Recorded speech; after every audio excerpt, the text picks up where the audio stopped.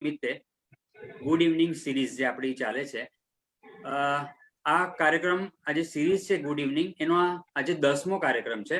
દર મહિને એક પ્રોગ્રામ આપણે કરીએ છીએ અને એની બોટમ લાઈન એટલી ફિક્સ અમે લોકોએ રાખી છે. અહીંયા જે ટ્રસ્ટીઓ છે બધા માટુંગા ગુજરાતી ક્લબ લિમિટેડના, કે પૃથ્વી થિયેટર્સ અને એનસીપીએ આ બે થિયેટરમાં પ્રોગ્રામ થાય છે, એ કક્ષાના પ્રોગ્રામ જ કરવાના, એવી એક બોટમ લાઈન અમે પહેલા કાર્યક્રમથી નિશ્ચિત કરી હતી અને એને અનુસરીને અમે આ કામ કરી રહ્યા છે.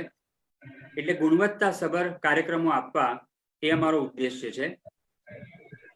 અત્યારે આપણા જે હોસ્ટ એટલે જે કાર્યક્રમનું સંચાલન કરવાના છે મુકેશ જોશી, જો માટુંગા ગુજરાતી ક્લબના સભ્યોને યાદ હશે જેમણે પ્રોગ્રામ એટેન્ડ કર્યો હોય તો ગામડું બોલે છે, સંજય પંડ્યા અને મુકેશ જોશીનો એક અદ્ભુત કાર્યક્રમ આપણે માટુંગા ગુજરાતીમાં કરેલો અને આખી ગામડાની એક લટાર મારેલી. આ બધા કાર્યક્રમો ઓફબીટ પ્રોગ્રામો કરવા માટે અમે આ માટુંગા ક્લબના મંચનો સરસ ઉપયોગ કરીએ છીએ. હું વધારે વિગતે વાત આગળ કરીશ, ક્લબની માહિતી પણ આપીશ થોડીક, પણ આજે આપણે યાદ કરવાના છે કવિ રમેશ પારેખને, કારણ કે 17મી મે એટલે આજે એમની પુણ્યતિથિ છે. 27/11/1940 ના દિવસે એક વ્યક્તિ અમરેલીમાં જન્મે છે. એની યાત્રાનો પ્રારંભ થાય છે અને 17/5/2006 ના દિવસે એ યાત્રાનો એક પડાવ આવે છે. આ 66 વર્ષો દરમિયાન ગુજરાતી ભાષાને મળેલા એક એવા કવિ જેણે આપણી ભાષાને, આપણી કવિતાને રળિયાત કરી છે. આજે એમને વંદન કરવા છે, એમને સલામ કરવી છે અને હૃદયમાં રહેલા રમેશ પારેખને એક અંજલિનું પુષ્પ ધરવું છે. આમ તો રમેશ પારેખ એટલે ગુજરાતી ભાષાને આવેલું રેશમી સપનું. રમેશ પારેખ એટલે ગુજરાતી કવિતાના દ્વાર પર લગાડેલું મોતીનું તોરણ. રમેશ પારેખ એટલે કવિતાના મંદિરમાં સ્વયં સરસ્વતીએ કરેલો લાલ ચટક સાથીઓ, સ્વસ્તિક. રમેશ પારેખ પાસે કાર ન હતી, પણ રમેશ પારેખ પાસે શબ્દોની, કવિતાની દરકાર હતી. રપા પાસે હૃદય, સમય અને લય આ ત્રણની મૂડી હતી. એમણે હૃદયની સંવેદનાઓને લયમાં બોલીને સમયના પટ પર જે સૂકવીને આપણી સામે આપી, એનું નામ છે કવિતા. છે જામ લે મારાથી કર શરૂ, પીવડાવવો છે જામ લે મારાથી કર શરૂ, તું આવશે જામ લે મારાથી કર શરૂ, ને તારી પીડામાં હિસ્સેદાર કોણ કોણ છે? ક્યાં શેર લિખાય ભાઈ? તારી પીડામાં હિસ્સેદાર કોણ કોણ છે? લખવા છે તારે નામ, લે મારાથી કર શરૂ.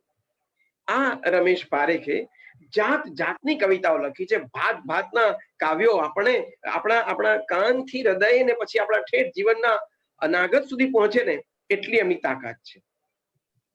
કવિને આજે પૂર્ણ હૃદયથી પહોંચવા છે.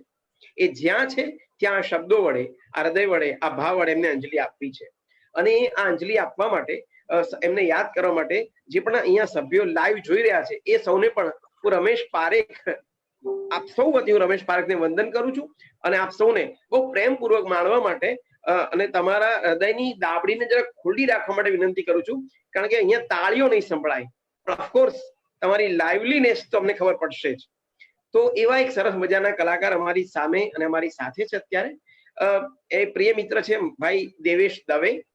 દેવેશભાઈ અત્યારે જોઈન થયા છે અને દેવેશભાઈના અવાજમાં બહુ સુમધુર ગાયન છે એમની પાસે, એમનો કંઠ એ જ એમની ઓળખાણ છે. અને આપણે એમને વિનંતી કરીએ કે દેવેશભાઈ રમેશ પારેખની એક અદ્ભુત ગઝલને તરન્નુમમાં વ્યક્ત કરે. શ્રી દેવેશ દવે. અચ્યુતાન થયા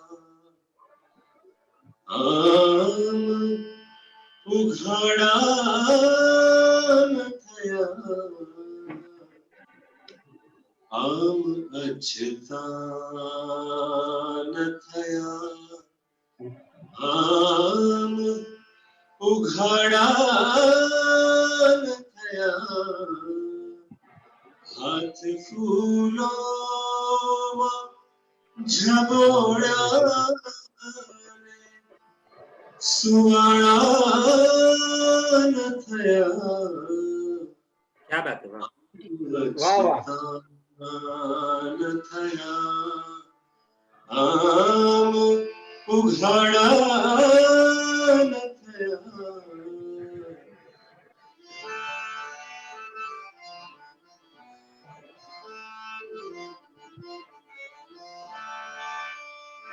એક વરસાદનું ટીપું અમે છબીમાં મળ્યું.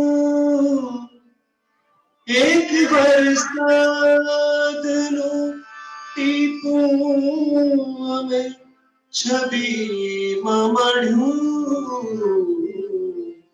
ત્યારથી ભેજ ભર્યા ઓરડા કોરા ન થયા. આમ અછતા ન થયા. આમ ઉઘાડા ન થયા.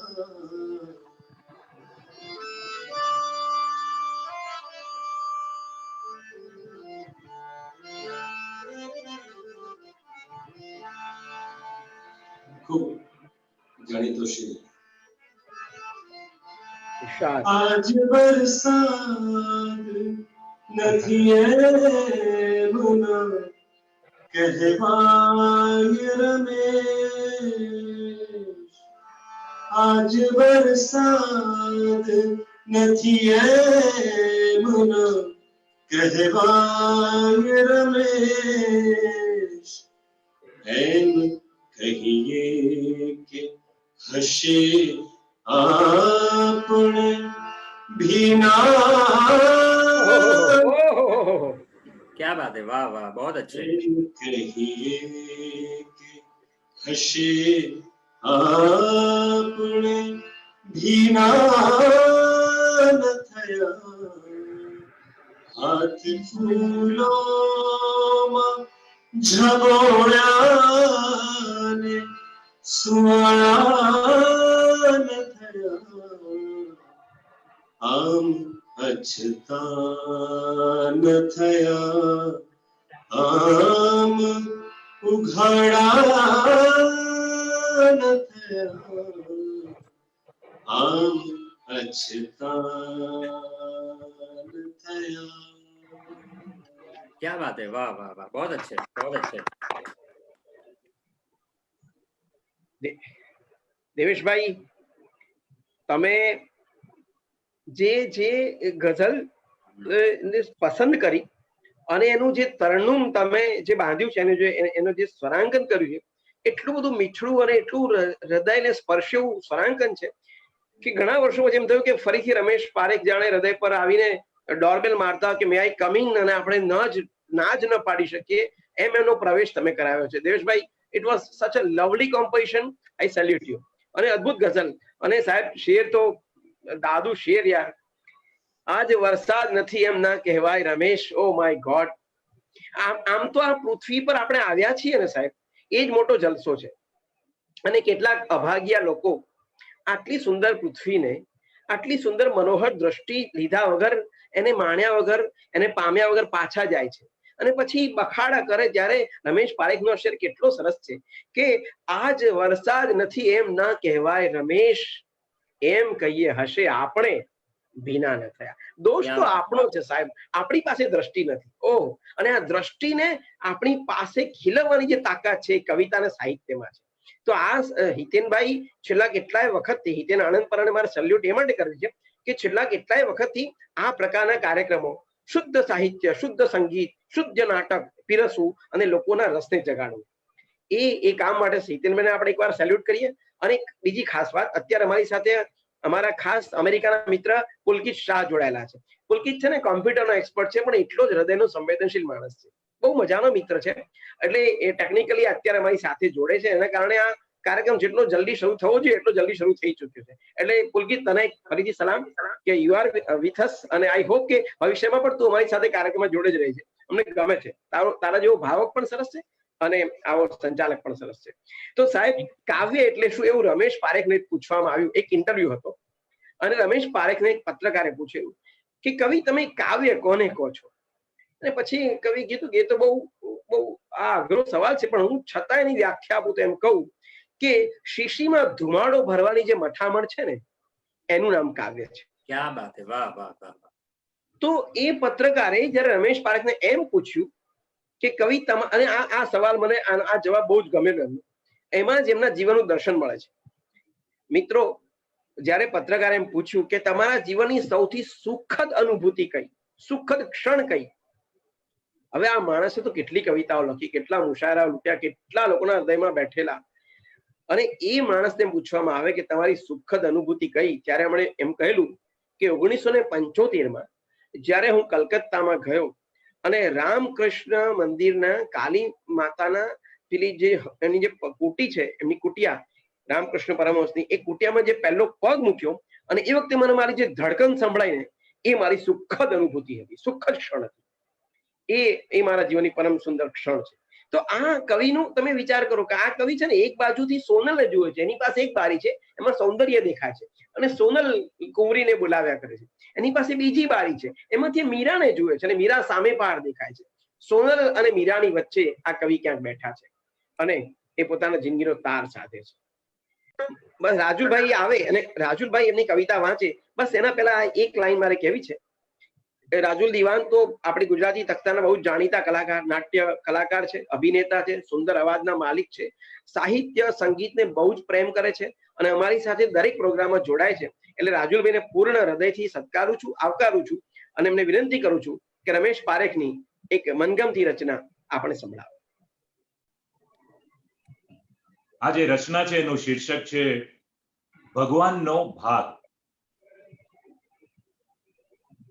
નાનપણમાં બોરા વીણવા જતા, કાતરા વીણતા, કોકની વાડીમાં ઘૂસીને ચીભડા પણ ચોરતા, ટેટા પાડતા અને પછી બધા જ ભાઈબંધો પોતપોતાની ઢગલી ભેગી કરી અને ભાગ પાડતા. આ ભાગ કન્યાનો, આ ભાગ ભણિયાનો, આ ભાગ ટીકુનો, આ દીપુનો. છેવટે એક વધારાની ઢગલી કરીને કહેતા આ ભાગ ભગવાનનો. અને પછી સૌ પોતપોતાની ઢગલી ખિસ્સામાં ભરતા, ભગવાનની ઢગલી ત્યાં જ મૂકીને પછી રમવા દોડી જતા. ભગવાન રાતે છાનામાના આવે અને પોતાનો ભાગ ખાય એવું અમે કહેતા.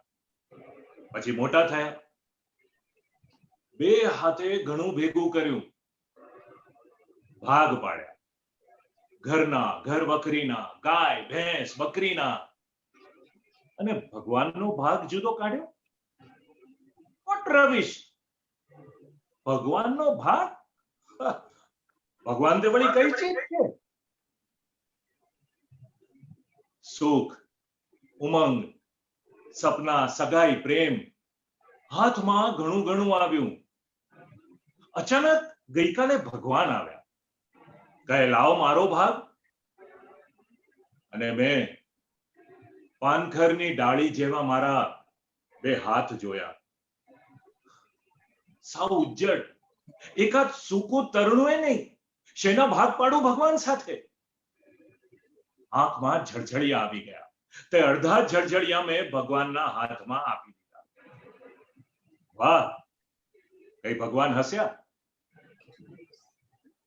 મારી ઉજ્જડતાને પંપાળી, મારા ખભે હાથ મૂક્યો, કોઈ અજાણ્યા મંત્રથી ભરી દીધો મારા ખાલી પાને. કેટલા વર્ષનો થયો તું? ભગવાને પૂછ્યું. 50નો, હું બોલ્યો. ભગવાન કે 100માંથી અડધા તો તે ખર્ચી નાખ્યા, હવે લાવ મારો ભાગ. અને મેં મારા બાકીના 50 વર્ષ ટપ દઈને ભગવાનના હાથમાં મૂકી દીધા. ભગવાન રાત્રે છાનામાના આવે અને પોતાનો ભાગ ખાય. હવે હું તો અહીં ભગવાનનો ભાગ બનીને પડ્યો છું. અહીં જોઉં છું રાહ કે ક્યારે રાત પડે, ક્યારે ભગવાન આવે છાનામાના, ક્યારે આરોગે ભાગ બનેલા મને, અને ક્યારે હું ભગવાનના મોંમાં ઓગળતો ઓગળતો ઓગળતો. વાહ ક્યાં વાહ બાત, વાહ વાહ, વાહ, વાહ. બહુ મુકેશભાઈ એક જ મિનિટ લઈશું વચ્ચે. આપણે કલાકારો, જે નાટ્ય કલાકારોને આપણે આ કાર્યક્રમમાં લઈએ છીએ, કારણ કે એમની જે વ્યક્ત કરવાની જે શૈલી હોય છે એ બહુ જ સરસ હોય છે અને સાહિત્યની સમજ પણ હોય છે. રાજુલભાઈ માટુંગા ગુજરાતી ક્લબમાં 2 વાર આવી ગયા છે, જેમાં એકવાર એમણે એકોક્તિ પરફોર્મ કરી હતી ગુડ ઇવનિંગ સ્ટેડીમાં, અને એકવાર એમનું આખું નાટક હતું તું અને હું, એક્સપેરિમેન્ટલ અને રોમેન્ટિક આખી થીમ ઉપર આધારિત બહુ જ એકદમ ઓફબીટ ડ્રામા હતો. એ પણ આપણે આ ગુડ ઇવનિંગના મંચ ઉપર કરેલો છે. એટલે આપણને એક સારી વસ્તુ છે, જેને પાઠિંબો કહેવાય છે મરાઠીમાં, કે આવા દિગ્ગજ કક્ષાના નાટ્ય કલાકારો જે ઉત્કર્ષભાઈ છે, સનતભાઈ છે, એ બધા આ પ્રવૃત્તિમાં આપણી સાથે સંકળાયા છે. મુકેશ.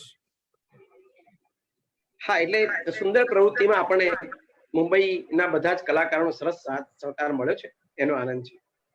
હવે રમેશ પારેખની એક બીજી દિશા તરફ જઈએ છીએ. આ રપાએ છે ને કોઈ વિષય એવો નથી કે જેમાં એને એની માસ્ટરીને બતાવ્યું, એટલે એની કલાત્મકતા આપણે જોયા વગર રહી ન શકીએ. જો તમને એક નાનકડું ઉદાહરણ આપું છું. એમણે એવું લખ્યું, પહેલા લખ્યું કે મારા સપનામાં આવ્યા હરી. જો ભગવાનની 4 અવસ્થાઓ કેવા કેવા પ્રદેશમાં કેવા કેવો પ્રવેશ કરે છે, સાંભળો. પહેલા કે છે મારા સપનામાં આવ્યા હરી, મને બોલાવી ઝુલાવી વહાલી કરી, મારા સપનામાં આવ્યા હરી. સપનું પૂરું થયું એટલે ભગવાન સેજ નજીક આવ્યા. કવિએ બીજી કવિતા લખી અને પછી બોલ્યા મારા ફળિયામાં આવ્યા હરી. કવિતા નંબર 2, મારા ફળિયામાં આવ્યા હરી, મને અણથક આંખોથી દેખતી કરી, મારા ફળિયામાં આવ્યા હરી. ફળિયામાંથી ભગવાન હજી નજીક આવે છે. કવિ ત્રીજી કવિતા લખે છે. જો આ કવિની કવિત્વ શક્તિ જો, ત્રીજી કવિતા આવે છે અને કે છે મારા ઓરડામાં આવ્યા હરી, ઓહો, મને આંખોથી ચાખીને એઠી કરી, મારા ઓરડામાં આવ્યા હરી. ઓરડાથી કવિ હજી નજીક આવે છે, કૃષ્ણ ભગવાન એની પાસે, અને પછી રમેશ પારેખ લખે છે મારા રુદિયામાં આવ્યા હરી. સાહેબ, આ સામીપ્ય જોતા જાઓ. એ 4 કવિતાનું જે એક પછી એક અંતર ઓછું થતું જાય અને પંક્તિઓ ઓર નજાકત ભરી થતી જાય. આ એની મજા છે. કેવી પંક્તિ લખવી જોઈએ? હવે આ પંક્તિ હોય દાખલે કે મારા રુદિયામાં આવ્યા હરી, કોઈ પણ કવિ માટે ચેલેન્જિંગ કે હવે શું લખવું, કારણ કે ઉપર 3 સરસ પંક્તિઓ લખાઈ ચૂકી છે. અને ત્યારે એમ લખે છે, પછી કેવું થાય છે, રુદિયામાં આવ્યા પછી માણસનું અસ્તિત્વ આખું બદલાઈ જાય છે. ખરબચડો માણસ છે ને એ મોર પીછું થઈ જાય છે.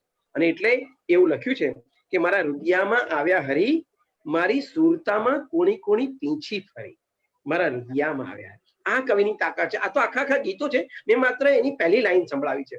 આ રમેશ પારેખની તાકાત છે. તો આ જ હરીને જરા જુદી રીતે એક ગોપી મળે છે, એક સ્ત્રી મળે છે, એક પ્રેમિકા મળી છે. સાહેબ, એટલું સુંદર ગીત. આ ભાવને મારે ખોલવો નથી, તમે સાંભળશો તો ગમશે. નંદિતા ઠાકોર એટલે યાર આ બહુ જ સરસ મજાના કવયિત્રી છે. એ તો આપણું નસીબ છે કે અત્યારે કોરોનાને કારણે ઇન્ડિયામાં છે. જો કે યુએસમાં હોત તો પણ આપણી સાથે જોડાઈ શક્યા હોત. પણ નંદિતાને ખૂબ આવકારીએ છીએ, કારણ કે she is a wonderful poet. જીવનથી ભરેલી, જીવનથી જે છલોછલ છે એવી નંદિતા પાસે સંગીતનું એક બીજું નજરાણું છે, જેના સંગીત વડે મંત્રમુગ્ધ કર્યા છે એના શ્રોતાઓને. સ્વરાંકન પણ કરે છે, સ્વયં ગાય છે, અને આજે રમેશ પારેખની કવિતાને આપણા સુધી પહોંચાડવામાં આનું સ્વરાંકન માધ્યમ બનવાનું છે. નંદિતા ઠાકોરનું સ્વાગત કરીએ છીએ અને એમને વિનંતી કરું છું કે આ રચના સંભળાવે.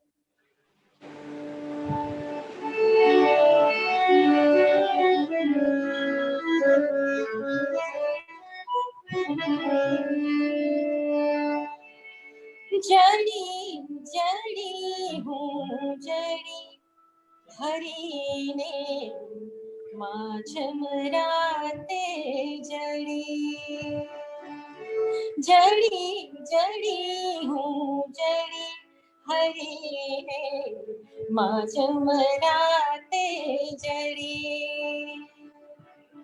मंदिर माथे धजा चढ़े, मंदिर माथे धजा चढ़े, हुए ढोलिए चढ़ी, जड़ी जड़ी हूँ जड़ी हरी ने माझमराते जड़ी.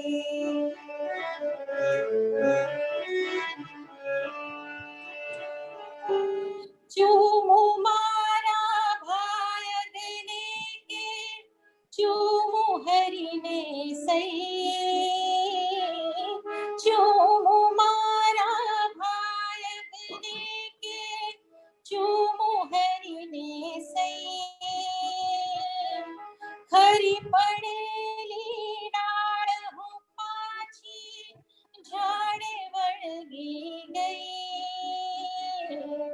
કેમ કરી ઓળંગો કહો, કેમ કરી ઓળંગો પર્વત શિયાવ ઢાવની ઘડી, જડી જડી હું જડી હરીને માઝ રાતે જડી.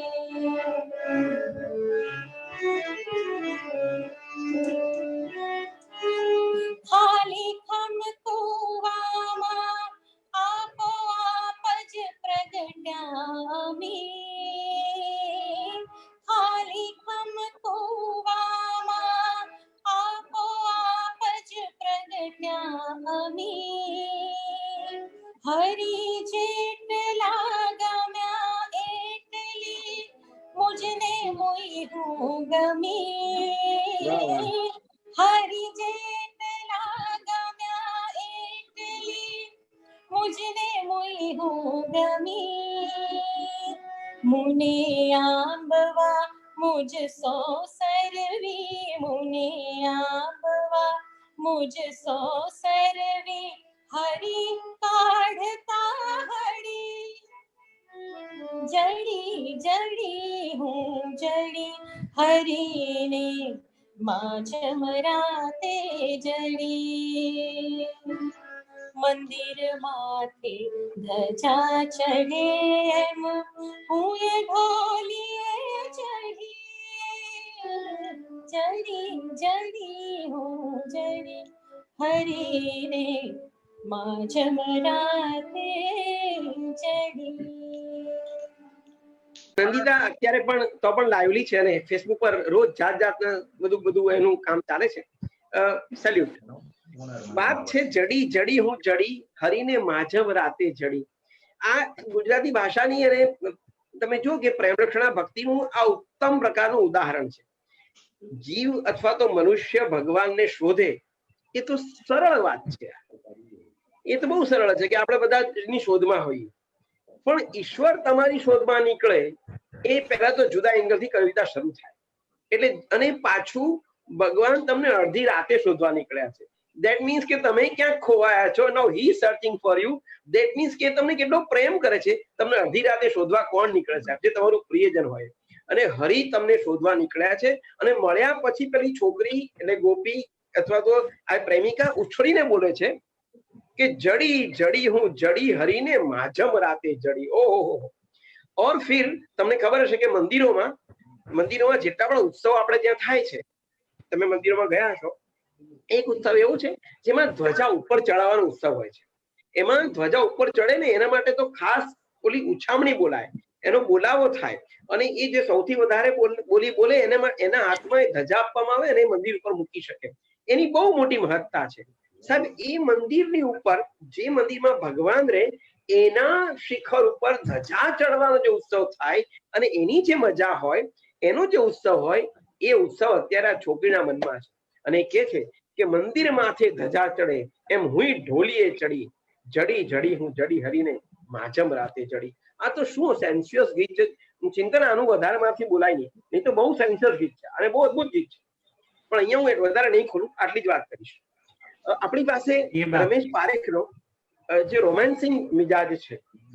રમેશ પારેખ એટલે માત્ર હરિગીત નહીં, ના, માત્ર ગઝલ નહીં. એ માણસ રોમાન્સ તો બાદશાહ છે સાહેબ. આવા રોમેન્ટિક ગીતો, આવી રોમેન્ટિક રચનાઓને આવી પંક્તિઓ કોણ લખવાનું હતું? એમણે લખ્યું એક જગ્યાએ કેટલું માસુમિયતથી રોમેન્ટિસિઝમ આવવું જોઈએ. રોમેન્ટિસિઝમ છે ને બધાનો વિષય નથી હોતો સાહેબ. આપણે કહ્યું કે તું મારો હાથ પકડ તો બહુ જ ખરાબ વાક્ય છે. પણ એમ કહીએ કે મને ખુશ્બુના જેટલું તું વાલ કર તો બાત બન જાતી હૈ.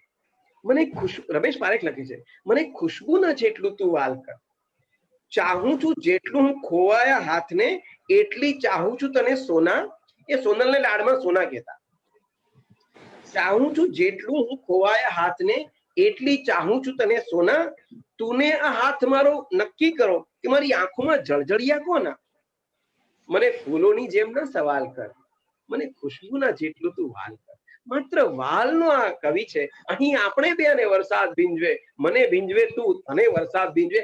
આ પંક્તિ ગુજરાતી ભાષામાં અમર થઈ ગઈ સાહેબ. રોમેન્ટિસિઝમની આ ક્લાઇમેક્સ જેવી પંક્તિ. અને આવો રોમેન્ટિસિઝમનો ક્લાઇમેક્સ જેને સર્જ્યો એ રમેશ પારેખને ખૂબ ગાયા હોય જો આપણે નાટ્ય કલાકાર હોય એમાંનો એક કલાકાર છે એ છે ઉત્કર્ષ મજુમદાર. ઉત્કર્ષભાઈ રમેશભાઈ પારેખની બહુ સુંદર રચનાઓ ગાઈ છે અને આજે પણ તમારી સમક્ષ ઉપસ્થિત છે. આમ તો સ્ટેજ ઉપર આવે અને એક ઠુમકો મારે એટલે આખું ઓડિયન્સ ગાંડું થઈ જાય. આજે ઠુમકો તો સ્ટેજ પર આવીને નહીં મારી શકે, પણ એમના અવાજથી, એમના ચહેરાના એક્સપ્રેશનથી આજે તમારી સમક્ષ રમેશ પારેખની આ કવિતા રજૂ કરશે. તો પ્રસિદ્ધ નાટ્ય અભિનેતા કલાકાર આદરણીય ઉત્કર્ષ મજુમદાર. સભા સમૂહ પડતી સ્વરાંકન પ્રસ્તુતિ મારી છે. મારી આંખમાં હે મારી આંખમાં હે મારી આંખમાં તું વહેલી સવાર સમ પડતી ને ઘેરાતી રાત મને યાદ છે હો ઘેરાતી રાત તને યાદ છે મારી આંખમાં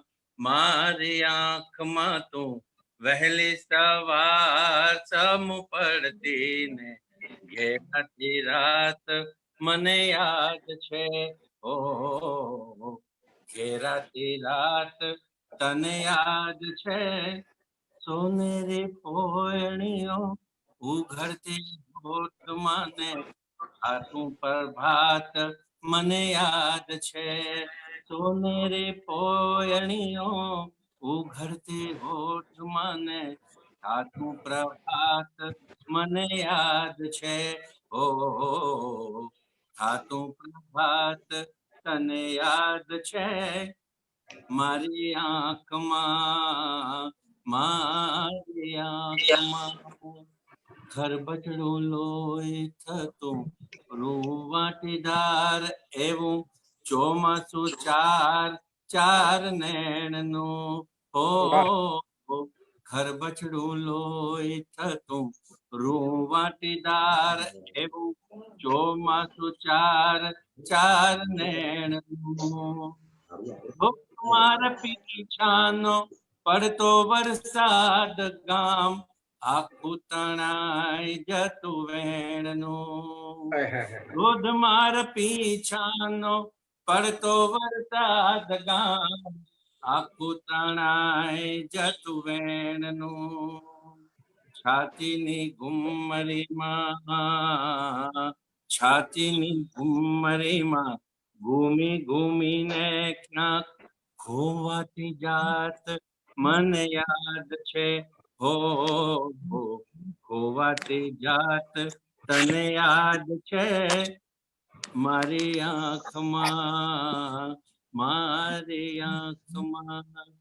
સૂરજ વિનાના અને છાંયડા વિનાના ધૂમ તડકા સુસવાટે હવે રાતના સૂરજ વિનાના અને તડકા વિનાના ધૂમ તડકા સુસવાટે હવે રાતના લોચનની ભાષામાં ઘટના કહેવાય અને જીવતરની ભાષામાં યાતના લોચનની ભાષામાં ઘટના કહેવાય અને જીવતરની ભાષામાં યાતના આવેલું શમણું પણ અવસર થઈ જાય એવા દિવસોની વાત મને યાદ છે ઓ એવા દિવસોની વાત તને યાદ છે એ મારી આંખમાં તું વહેલી સવાર સમ પડતી ને ઘેરાતી રાત મને યાદ છે ઓ ઘેરાતી રાત તને યાદ છે મારી આંખમાં ઝવેરચંદ મેઘાણી ઉપર નાટક મેં લખ્યું હતું. ઉત્કર્ષભાઈ ડિરેક્ટર હતા અને એમના માર્ગદર્શન પ્રમાણે આખું નાટક ઊભું કરવામાં આવેલું. રાજુલભાઈ પણ એમાં મહત્વના રોલમાં હતા અને ઉત્કર્ષભાઈ એમાં મેઘાણી બનતા હતા. મેઘાણીની લાઈફ પરથી મેઘાણી સરવાળી નામનું એક મ્યુઝિકલ નાટક ઉત્કર્ષભાઈએ તૈયાર કરેલું અને એના પૃથ્વીમાં અને એનસીપીએમાં સુપરહિટ શોઝ થયેલા અને જેટલા પણ શોઝ થયેલા વિધાઉટ ફેલ બધા જ શોમાં ઉત્કર્ષભાઈને સ્ટેન્ડિંગ ઓવેશન લોકોએ આપેલું છે. વાવ. એટલો સુંદર અભિનય એ મેઘાણી ભૂમિકામાં ઓતપ્રોત થઈ ગયેલા. બીજી નાનકડી વાત, આમ તો રમેશ પારેખ માટે આપણે મળ્યા છે, પણ આ કલાકારો એટલા પ્રેમાળ છે, વર્ષોથી સંકળાયેલા છે, એટલે થોડોક એમની પ્રવૃત્તિ વિશે પણ પરિચય આપવો રહ્યો. રવિવારની એમની જે જન્મભૂમિ પ્રવાસીની કોલમ છે એ બહુ જ પોપ્યુલર છે અને માટુંગિયા ગુજરાતી ક્લબમાં ઓલરેડી અમે લોકોએ પ્લાન કર્યો છે. આમ તો માર્ચમાં જ વિચાર હતો કરવાનો, વિશ્વ રંગભૂમિ દિવસની આસપાસ, પણ લોકડાઉનના કારણે મુલતવી રાખ્યો. જૂની રંગભૂમિ વિશે ઉત્કર્ષભાઈ ઘણી બધી ઓથેન્ટિક માહિતી એકઠી કરી છે અને એના વિશે આખું એક 1.5 કલાકનું લેક્ચર પણ એમણે તૈયાર કરેલું છે સાભિનય અને ગાન સાથે. ભવિષ્યમાં આપણે માટુંગા ગુજરાતી ક્લબની આ જે એક્ટિવિટી છે ગુડ ઇવનિંગ, એ સિરીઝમાં એમનો પણ એક પ્રોગ્રામ કરવાના છે. મુકેશભાઈ, મારી આંખમાં તું વહેલી સવાર સમૂહ પડતી, એટલે પતિ પત્ની છે ને બહુ સરળ છે. આ તો ક્યારે આમ લગ્ન જીવનના 15-20 વર્ષ વીતી ગયા છે ને પછી એક સાંજે 2 જણા બેઠા છે અને પછી પેલો નાયક એની પત્નીને હળવેકથી પૂછે છે. એ જે પૂછવાની જે વાત છે ત્યાંથી શરૂઆત થાય છે કવિતા કે મારી આંખમાં તું વહેલી સવાર. અને શરૂઆતના લગ્ન જીવનમાં આવું જ હોય કે સ્ત્રી અડે ને આપણે સવાર પડે ને એ જાય એટલે રાત પડે, એ બહુ સ્વાભાવિક છે. એટલે કવિ કેવી સરસ રીતે એને ગૂંથી છે કે મારી આંખમાં તું વહેલી સવાર સમૂહ પડતી અને તું મારી સવાર થાય ને તારો સ્પર્શ થાય એટલે રાતના અંધારાની જે મજાઓ છે અથવા એના જે સ્વપ્ન, એના જે સ્પર્શો, એ બધું એક સાથે જોઈતું થતું હોય, એ એક સવારનું આ દ્રશ્ય એ તને યાદ છે? આ પૂછે છે કવિ. અને પછી એમાંથી આખું ગીત ધીમે ધીમે આપણે પ્રસન્ન દાંપત્યમાંથી જે સુંદરતાઓ મળી એને વાગોળતા કવિ આપણને આપણા દાંપત્ય પાસે મૂકી આપે છે કે જુઓ, આ તમે પણ આવું કદાચ જીવ્યા છો, તમને યાદ છે. કદાચ હોઈ શકે ઘણાને યાદ, જેના દાંપત્ય જીવન સારા હોય છે એને આ બધું યાદ હોય છે, કેટલાક ભૂલી જવા માટે આ બધું યાદ રાખતા હોય છે. તો જે છે તે આ છે. પણ વાત એ કરવી છે કે રમેશ પારેખ સાથેનું મારું ને હિતેનું એક કનેક્શન એવું રહ્યું કે અમે 1990 ની આજુબાજુથી કવિતાઓ લખવા માંડેલા અને અમારા સદનસીબે અમને સુરેશભાઈ મળ્યા, સુરેશ દલાલ, અને એમને અમારી કવિતામાં અને અમારી સાથે એક નાનકડી વડીલ ભાવે એમણે મૈત્રી કરી. 1999 અમારો કાવ્ય સંગ્રહ બંનેનો પ્રથમ પ્રગટ થયો ત્યારે રમેશ પારેખના હાથે અમારા બંનેનો પ્રથમ કાવ્ય સંગ્રહ વિમોચન થયેલો. એ અમારા માટે એક બહુ જ મોટી મૂડી સમાન ક્ષણો છે. અમારા જીવનની ધન્ય દિવસોની જો અમે મૂડી ગણવા બેસીએ તો એક દિવસ 1999 એ અમારી 4મી ડિસેમ્બર છે, જ્યારે સ્વયં રમેશ પારેખે અમારા બંનેના પુસ્તકોનું વિમોચન કરેલું અને અમારી કાવ્ય યાત્રા પછી એમના આશીર્વાદથી ખૂબ સરસ ચાલી.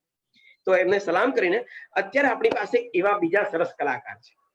એ છોકરો છે ને અત્યારે આમ તો પરણેલો છે, સોરી, પણ એ છે ને એટલો બધો હેન્ડસમ છે કે મેં એને ઘણી વાર કહ્યું હતું મિત્ર તરીકે કે દોસ્ત તો ટીવી સિરિયલમાં ગયો હોત કે પિક્ચરમાં ગયો હોત તો પણ આપણું ગુજરાતી પણું તે દીપાવ્યું હોત અને આપણે સૌ લોકો રાજી થાત કે આપણો એક દીકરો ફિલ્મોમાં છે.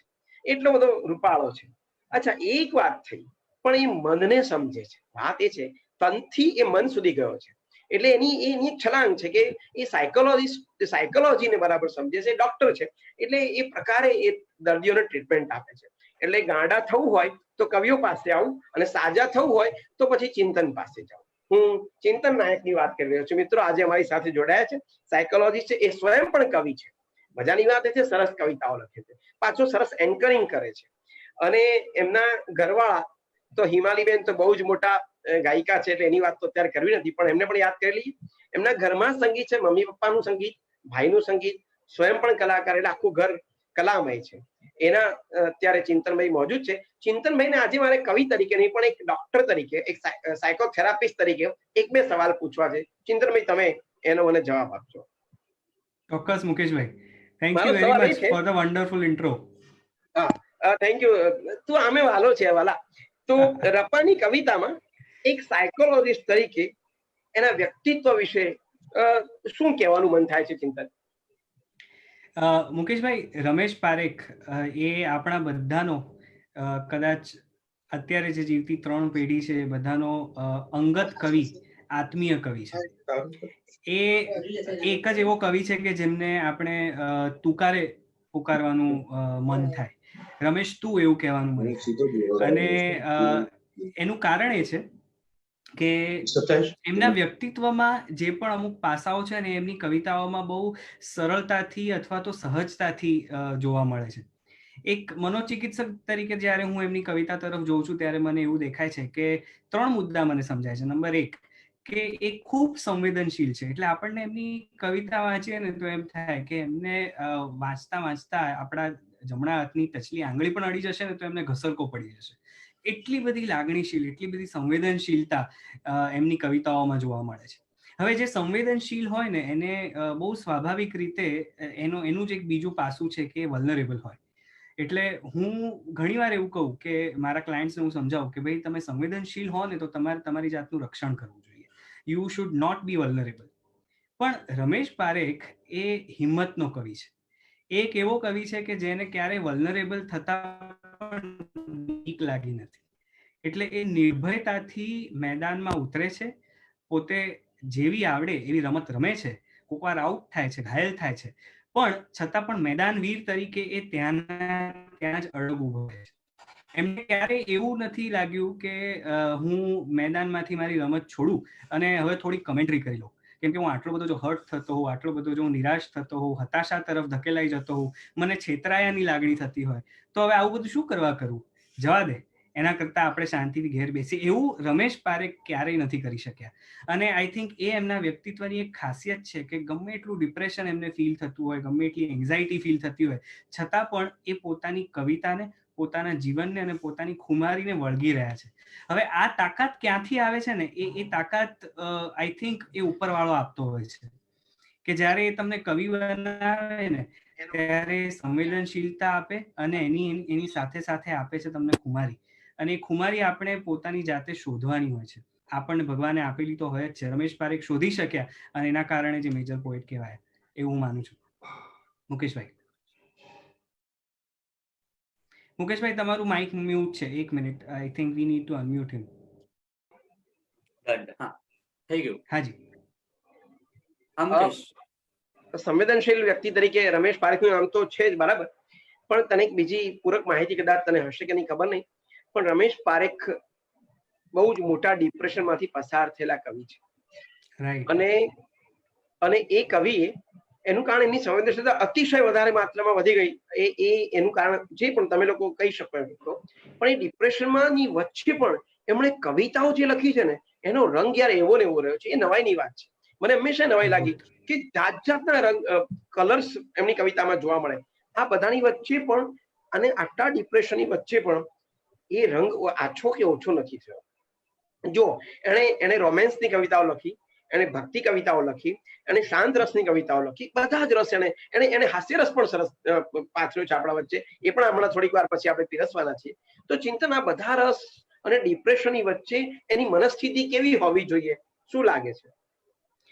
એટલે બહુ સાચી વાત છે મુકેશભાઈ કે એક સાથે આટલા બધા પાત્રોમાં કરેલો પરકાયા પ્રવેશ એ કેવી રીતે શક્ય બન્યો? કેમ કે એક તરફ એ સોનલ કાવ્યો આપે છે, એ જ વખતે એ તળનું મલક હશે કેવું હે માલમાં, માછલીની જેવું, આવી સુંદર એક આધ્યાત્મ વલણ તરફ લઈ જતી કવિતા પણ એ આપે છે.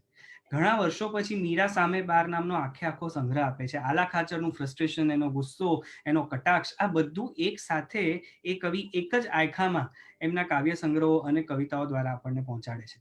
એટલે મને પણ આ સવાલ થાય, પણ એનો જવાબ જે મને જડે છે ને એવો છે મુકેશભાઈ કે એક કવિ તરીકે જ્યારે તમે ડિપ્રેશનમાં હો અથવા તો તમારી મનસ્થિતિ જ્યારે દુભાયેલી હોય ત્યારે એનાથી ગભરાયા વગર, જેમ મેં કહ્યું એમ, ખુમારીથી તમે એ મનસ્થિતિને કાગળ પર ઉતારો ને તો એમાંથી પણ કવિતા જન્મે છે. કેમ કે કવિતાને કોઈ મનસ્થિતિ સાથે પક્ષપાત નથી. માત્ર આનંદલક્ષી કે માત્ર સૌંદર્યલક્ષી કવિતાઓ જ સર્જાય છે એવું નથી. ઇનફેક્ટ ડિપ્રેશનમાંથી સારામાં સારી કવિતાઓ સર્જાઈ શકે છે અને એનું ઉદાહરણ રમેશ પારેખ પોતે છે. તો મને હંમેશા એમની દરેક કવિતા વાંચું ને, એ ભલે કવિતા એકબીજાથી વિરોધ કેમ ના હોય, કેમ કે એવી પણ ઘણી કવિતાઓ છે કે જેમાં આલા ખાચરે જ મીરાને પ્રશ્ન પૂછ્યો હોય કે આમ કેમ, અને મીરાએ જ બીજી એક કવિતામાં આલા ખાચરના એ પ્રશ્નનો જવાબ પણ આપ્યો હોય. પણ અહીંયા વાત નોંધવા લાયક એ છે કે જ્યારે રમેશ પારેખ એક કવિતા લખે છે ને ત્યારે એ એક કવિતા માટે એટલા બધા વફાદાર છે ત્યારે એ પોતાની બીજી કવિતા વિશે વિચાર સુદ્ધા કરતા નથી. એમની કલમ, એમનો ખડિયો એક કવિતા લખતી વખતે એનો 100% છે. જેમ કે આપણે કહેતા ને કે દરેક ગોપીને પોતપોતાનો એક કૃષ્ણ જુદો આખો હતો. ક્યારે ગોપીએ એનો કૃષ્ણ બીજી ગોપી સાથે વહેંચ્યો નથી. એમ દરેક રપાની કવિતાએ એમનો પોતાનો રપા બીજી કવિતા સાથે સહેજ પણ વહેંચ્યો નથી. અને આઈ થિંક એ રપાની કમાલ છે. એને લીધે એ દરેક કવિતા જીવી શક્યા છે. મુકેશભાઈ.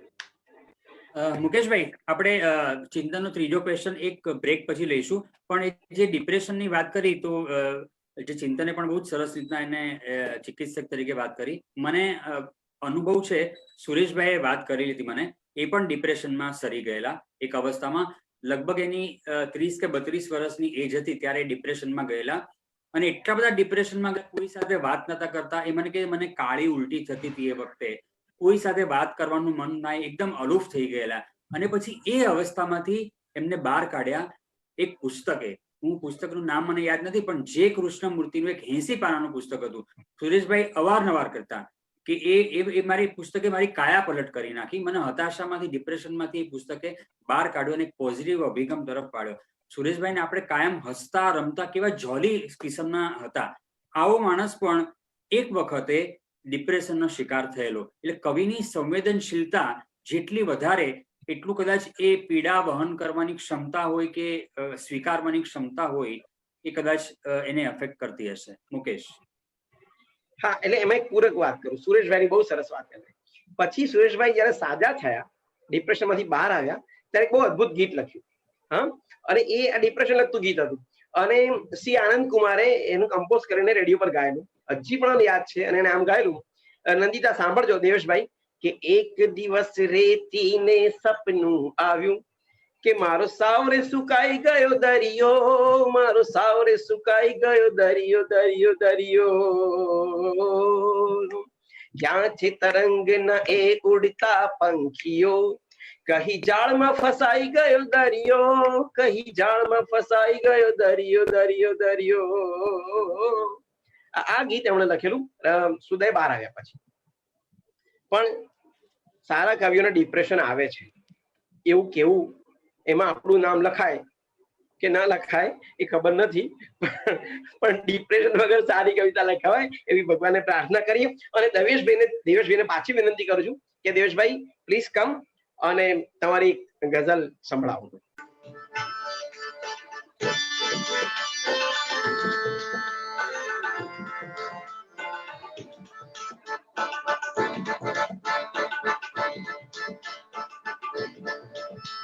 ઉજરડા ઉજરડા ને લોહી લોહા આખાય જીવતાના કારણ છે શું?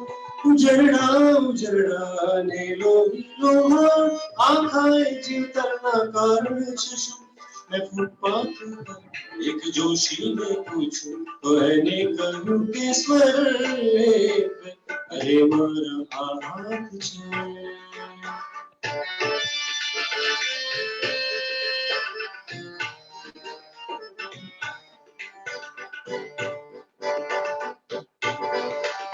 परब कई तरफ છે, પરબ કઈ તરફ છે,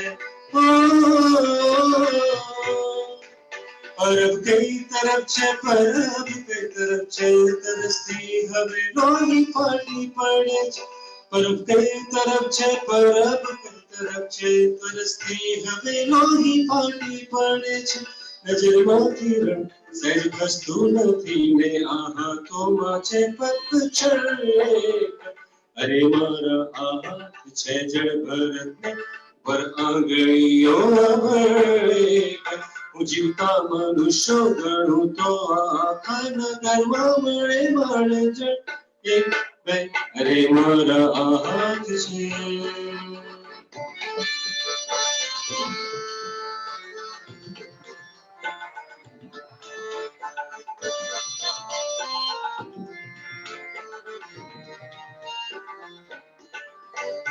રસ્તાઓ બદલ્યા, મકાનોએ બદલ્યા,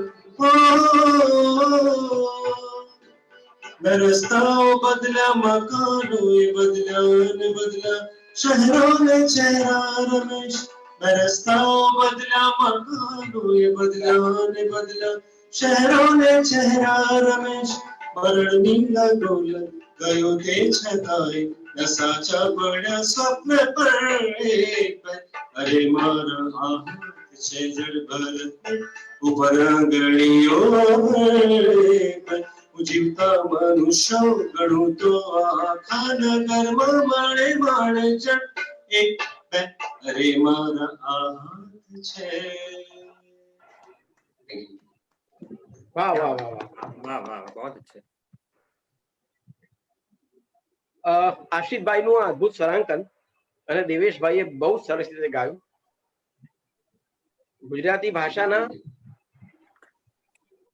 ભાષાની લાંબી બહેરની આ ગઝલ અને એને એટલું સરસ સરાંકન કરીને આપણા સુધી આશિષભાઈ અને આજે દેવેશભાઈ એને પહોંચાડ્યું છે. એનો એક આ શેર મને અત્યંત ગમે છે કે ઉઝરડા ઉઝરડા અને લોહી લુહાણ, આખાય જીવતરના કારણ છે શું. એટલા માટે ગમે છે કે એમાં કારણે મારી અટક પણ આવે છે. ઉઝરડા ઉઝરડા અને લોહી લુહાણ, આખાય જીવતરના કારણ છે શું. મેં ફૂટપાથ પર એક જોશીને પૂછ્યું તો એણે કહ્યું કે સ્મરણ એક બે. દરેક માણસ પાસે છે ને એનો વહાલો ભૂતકાળ હોય છે, પણ એ દરેક ભૂતકાળની નીચે વાઘ નખ પણ હોય છે. એ જેવો એ ભૂતકાળને અડે છે ને સાહેબ, એટલે મુલાયમ લાગતો એ ભૂતકાળનો એક વાઘ નખ અડે છે અને માણસ ઉઝરડાઈ જાય છે. આ જ ભાવ કેટલો સરસ રમેશ પારેખે લખ્યો છે. આખા જીવતાના કારણમાં આ બધા સ્મરણો છે. અને પહેલા જે એનો જે મટલા છે એમાં પણ હું જીવતા મનુષ્યો મળે માંડ એક બે. આવડા મોટા શહેરમાં શ્વાસ લેનારા માણસો તો કરોડો છે, પણ જીવતા મનુષ્યો માંડ એક બે જણ છે. અને એ થોડાક જીવતા મનુષ્યો અત્યારે તમારી સામે કવિતાઓ વાંચી રહ્યા છે અને થોડાક જીવતા છે એ જે સાંભળી રહ્યા છે. બાકી બધું આખું શહેર ઊંઘી ગયું છે. એની વચ્ચે આ ગઝલ તમારી સમક્ષ રજૂ થઈ છે. મિત્રો, આ સરસ ગીત તમને ખબર છે કે થોડીક લિમિટેશન્સ છે કે સંગીત પણ જે રીતે પહોંચવું જોઈએ એના કરતા જરા ઓછું પહોંચે, પણ અમારો ભાવ અને અમારી ભાવના તમારા સુધી ચોક્કસ પહોંચતી હશે. તો હવે ફરીથી મારે ઉત્કર્ષભાઈ પાસે જવું છે અને ઉત્કર્ષભાઈને વિનંતી કરીશ કે એક બહુ જ મનગમતી રચના આપણી સમક્ષ રજૂ કરે.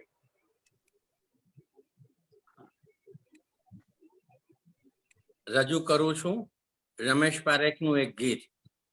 આ સખત ગરમી પડે છે મુંબઈમાં અને હિન્દુસ્તાનમાં, અને આ કોરોનાની ગરમી તો એવી અસહ્ય છે કે વાત ન પૂછો. એમાં આપણને જો ભીંજવી નાખે અને આ ગરમી હરી લે એવું આ ગીત છે જે તમારી સામે રજૂ કરું છું. સ્વરાંકન પણ મારું છે.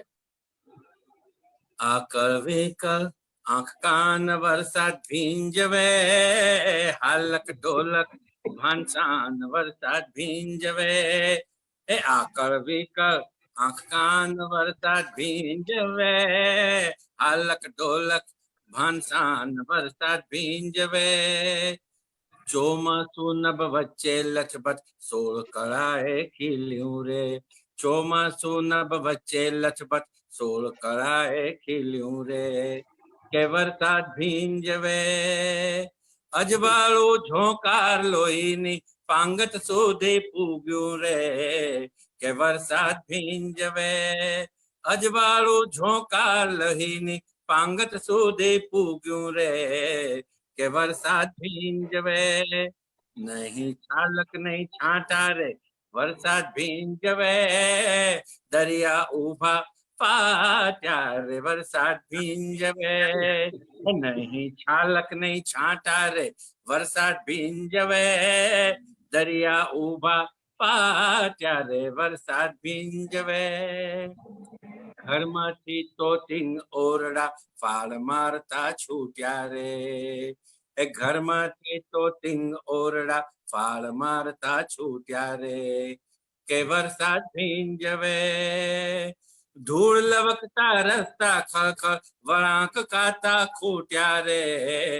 કે વરસાદ ભીંજવે, ધૂળ લવકતા રસ્તા ખળખળ વળાંક ખાતા ખૂટ્યા રે. કે વરસાદ ભીંજવે, પગના અંતરિયાળપણાને ફળિયામાં ધકેલો રે.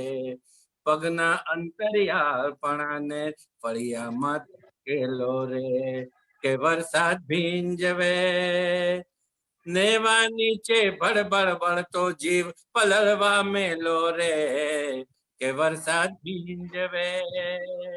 નેવા નીચે ભડબડ બળતો જીવ પલળવા મેલો રે, કે વરસાદ ભીંજવે. બંધ હોઠમાં 16 વર્ષની કન્યા આળસ મરડે રે, હે વરસાદ ભીંજવે. હે બંધ હોઠમાં 16 વર્ષની કન્યા આળસ મરડે રે, કે વરસાદ ભીંજવે. લીલો ઘમર નાગ જીવને અનરાધારે કરડે રે, કે વરસાદ ભીંજવે. લીલો ઘમર નાગ અમને અનરાધારે કરડે રે, હે વરસાદ ભીંજવે. અહીં આપણે બે અને વરસાદ ભીંજવે, મને ભીંજવે તું તને વરસાદ ભીંજવે. અહીં આપણે બે અને વરસાદ ભીંજવે, મને ભીંજવે તું તને વરસાદ ભીંજવે. થરથર ભીંજે આંખ કાન વરસાદ ભીંજવે, કોને કોના ભાનસાન વરસાદ ભીંજવે. થરથર ભીંજે આંખ કાન વરસાદ ભીંજવે, કોને કોના ભાનસાન વરસાદ ભીંજવે. નહીં છાલક નહીં છાંટા રે વરસાદ ભીંજવે, દરિયા ઉભા પાટ્યા રે વરસાદ ભીંજવે, હે વરસાદ ભીંજવે. હે વરસાદ ભીંજવે, હે વરસાદ ભીંજવે.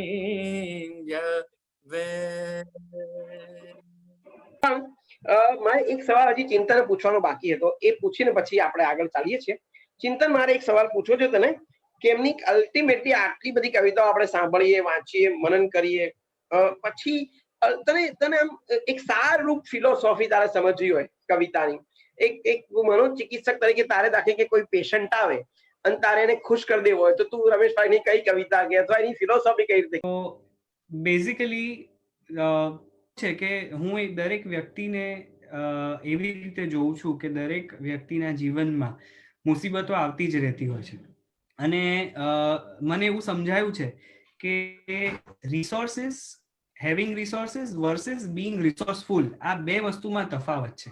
મારી પાસે અમુક હજાર રૂપિયા છે અને મારી પાસે આજે બંગલા ગાડી છે, એ એક વાત થઈ, પણ મને અંદરથી મારામાં શ્રદ્ધા છે, મને ઈશ્વરમાં શ્રદ્ધા છે, અથવા તો હું મારામાં હિંમત રાખવાની એક ગુણ છે, એક લાક્ષણિકતા છે, એ બીંગ રિસોર્સફુલ થયું. અને જે વ્યક્તિ પાસે રિસોર્સિસ છે પણ રિસોર્સફુલનેસ નથી, એ ઘણીવાર ખોટકાઈ જાય છે. પણ એનાથી વાઇસ વર્સા, કે જે વ્યક્તિ અંદરથી રિસોર્સફુલ છે, કે જેનામાં અંદરથી એ લાક્ષણિકતાઓ છે, ગુણ છે, એ કદાચ ઓછા રિસોર્સિસમાં, પાખા રિસોર્સિસમાં પણ અહીંયા પાર પડી જતી હોય છે. રમેશ પારેખની કવિતામાંથી મને એટલું ચોક્કસ સમજાયું છે કે આ જે પણ ડિપ્રેશન, એન્ઝાઇટીમાંથી એ પસાર થયા, એમાંથી એ ક્યાંક ને ક્યાંક પોતાની જાતનું તળિયું તપાસી શક્યા, એ પોતાની જાતને મેળવી શક્યા. પોતાની જાતને તો મેળવી જ શક્યા, પણ એ હરિ સુધી પહોંચી શક્યા એટલી હદે કે હરિ એમને સામેથી આવીને વાલી કરે ત્યાં સુધીની એમની પરાકાષ્ઠા, એમની કવિતા એમને ત્યાં સુધી દોરી ગઈ. તો એક છેલ્લો શેર, છેલ્લી વાત રમેશ પારેખનો શેર રજૂ કરીને મારે કરવી છે કે મારા 6 અક્ષરના નામ પછી હું ભૂલો પડ્યો હોજી. એ ક્યાં ભૂલા પડે છે? તો કે મારા 6 અક્ષરના નામ પછી હું ભૂલો પડ્યો હોજી, તું રસ્તે જાતા ઊભી રહી તે તને જડ્યો હોજી. અને પછી મુદ્દાની વાત અહીંયા આગળ લખે છે કે અભાવ સઘળો ખરી પડ્યાના થાય અનુભવ એવા, અભાવ સઘળો ખરી પડ્યાના થાય અનુભવ એવા, કોઈ તરફ પણ ગયા વિના હું બધે લાગતો વહેવા, કોઈ તરફ હું ગયા વિના પણ હું બધે લાગતો વહેવા. આ જે ઝરણાની વાત કરે છે ને સાહેબ મુકેશભાઈ, એ એમના અંતરના ઝરણાની વાત છે, એમની રિસોર્સફુલનેસ છે, અને એ એટલા નિશ્ચિંતપણે એમાં વહી શક્યા છે કે ડિપ્રેશન હોવા છતાં પણ આપણને આટલી સુંદર કવિતાઓ આપી શક્યા છે. સો મારો જે તારવવાનું છે એ આ છે કે તમે જિંદગીમાં દરેક પરિસ્થિતિમાંથી પસાર થાવ જ છો. કદાચ જિંદગી તમને ડિપ્રેશન આપે પણ છતાં પણ જો if you are resourceful from within, તો તમને ક્યાંય મુશ્કેલી કે ક્યાંય ચિંતાની જરૂર નથી. વેલ છે, વેરી ગુડ છે. રમેશ પારેખની અદ્ભુત વાતોની વચ્ચે અને કલાકારોની વચ્ચે બેઠા છીએ ત્યારે જેમ હિતેનભાઈએ કહ્યું હમણાં, એમ રમેશ પારેખ પાસે દરેક રસની કવિતાઓ છે અને એ રસમાં પણ એકાદ નહીં પણ એ આખો વ્યવસ્થિત રસ વહી શકે એટલી માત્રામાં એમણે કવિતાઓ લખી છે. એક એવું પાત્ર એમણે શોધી કાઢ્યું અથવા એમની નજરે પડ્યું જેની અંદર ભારોભાર કરુણા પણ છે, જેની અંદર ભારોભાર પીડા છે અને છતાં એમાંથી હાસ્ય ઉત્પન્ન થાય છે. સાહેબ, આ દ્રષ્ટિ કવિ પાસે છે અને સૌરાષ્ટ્રમાં એવા કેટલા બધા લોકો છે કે જેના એક જમાનામાં જેની સાહેબી રહી છે, જેની પાસે સંપત્તિ રહી છે, જેની પાસે નોકર ચાકરોનો દોમ રહ્યો છે, જ્યારે સાહેબીનો ને એ આખો દોર, એમાંથી બધું ગુમાવ્યા પછી એક માણસ સાવ ઉજ્જડ અને નિર્જન જેવી જગ્યામાં એકલો વસે છે. એની પાસે રહ્યા છે માત્ર એના થોડાક સ્મરણો, જેની અંદર એ પોતે મહારાજા જેવો હતો અને મજા કરતો હતો. આવા એક પાત્રમાંથી, આ એક બાપુના પાત્રમાંથી આલા ખાચરને રમેશ પારેખે ઘડી કાઢે અને અદ્ભુત હાસ્યરસની સાથે તમારા હૃદયની પાછળ તમને થોડીક પીડા પણ થાય એ તમને દેખાય એ રીતે રમેશ પારેખને કંડારી આપે છે. આવો એવા જ એક અદના કલાકાર, આપણા નાટ્યભૂમિના એવા એક સક્ષમ અને સમર્થ કલાકાર, જેના અવાજની અને જેના અભિનયની આપણે ખૂબ મોજ માણી છે તખ્તા પર, એવા શ્રી સનત વ્યાસ આજે આપણી સાથે છે. હું સનતભાઈને વિનંતી કરીશ કે સનતભાઈ હવે આપણને આલા ખાચર સંભળાવે. એટલે આ આલા ખાચર નામનું જે પાત્ર છે એ એટલે એની વાર્તા તો બહુ મોટી છે અને એક વિવિધ કવિતાઓમાંથી એક નાટ્યરૂપ ઘણા વર્ષો પહેલા કરેલું અને પછી રજૂ કરીએ છીએ. પણ એમાં બાપુને આ જે દોમદોમ સાહેબીમાં રહ્યા હતા એના સપના આગળ કરે છે. કઈ રીતે એ સપના આવે છે એવા બે સપના તમારી સામે રજૂ કરું છું. હવાય આવીને કે બાપુ જોવા ન આવે તો રમ્ય નહીં, હાળન દીધા બે ગામ તાંબાના પત્રે, અડાણાનો કડબી કે દીકરીના આણા એટકા છે અફીણ ખાવાનો, કાઢી દીધો પગનો તોડો, નગદ હોના ક્યાં હાળા ગયરા નગર શેઠે પગ જાયલ્યા, બારે વાણ બુડ્યા, વખ ગોણું લેણદાર ને શે મોઢું બચ્યું, એ દીધા જર ઝવેરાતના ગાડા, જો રાખો મુશના પાણી. એ આપણું તો એવું માંગતલ મુંજાય, આપતલ નહીં. ઠકરાણા કે હવને દીધું અમને, અમે વાંજ્યા એમ લ્યો ત્યારે દીધા દેવના ચક્કર જેવા બે ખૂંતલ. એ આપણું તો એવું માંગતલ મુંજાય, આપતલ નહીં. 16 નંબર 2, સપનું 2. નવરાત્રી આવી છે. બાપુ કે આ ભગલા આ રામગર બાવો તો ખોટા બરાડા પાડે, એ આરડે છે, આરડે તો ગરબી તો અમે પ્રોગ્રામ અને એ કેવી કે જોગણીયું વાદા કોત કરે કે હું રમું તું નહીં, હું રમું તું નહીં. ભગલે ઈ વાતનો ઢંઢેરો પીટ્યો એટલે જુવાની હવે હટ પકડી લીધી. બાપુ ગવડાવે તો હા નીકરના. હવે આવા માતાજીના કામમાં બાપુથી ના ન પડાય કે ભલે ત્યારે ગૌરવ એક એકનું માથું ભાંગી જાય એવી ગરબી. હડુડુડુ કરતા હવ થયા ભેળા, રોશનિયું બોશનિયું થઈ ગઈ છે, હૈયું દળાય છે, જુવાની આમથા આમથા દાંડિયા ઉલાડે છે, હવના પગમાં હરક વાંટો વાડી ગયો છે અને બ્રહ્માંડ લગી ઉતાવળિયું આંબી ગઈ છે કે ઓહો બાપ આ તો ધણી ગરબી ગવરાવે છે.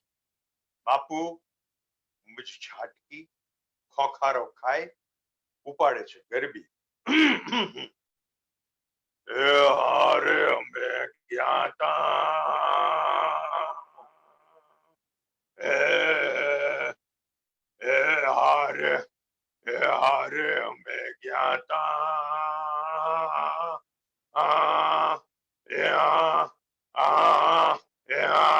ને શિવો ગોળ ઓટલેથી બરાડ્યો કે એલા એ આ રાતના ઘંટી કોણ ફેરવે છે?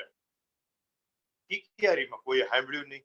ભગલો કે એ બાપુ આ શું કરો છો? આ ભેંસ ભાંભરે એવો અવાજ કાઢો છો? અસલી હાવજ જેવો અવાજ કાઢો ને. એમ લે ત્યાં એમ બોલીને બાપુએ મ્યાનમાંથી તલવાર કાઢતા હોય એમ ગળામાંથી આંતરડા તોડ હાથ કાઢી અરે અમે ગયા તા